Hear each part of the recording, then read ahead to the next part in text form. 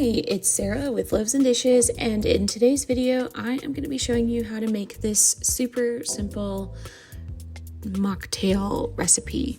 So, okay, this is probably just fruit juice and some coconut water. It's pineapple juice, mango juice, a little bit of coconut water, and some orange juice, which is honestly what most cocktails are anyways, and then you want to shake that up.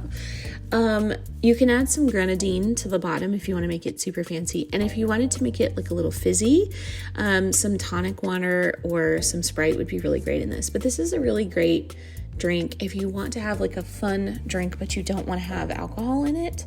And that's kind of something that I've been doing. Like, I want to have a fun drink, but I don't really want to have any alcohol because, I just don't want to have any.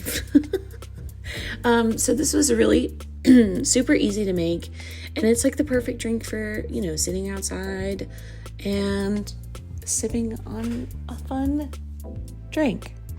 So, but that's it. If you want to see more, be sure to check out Loaves and Dishes, and thanks for watching.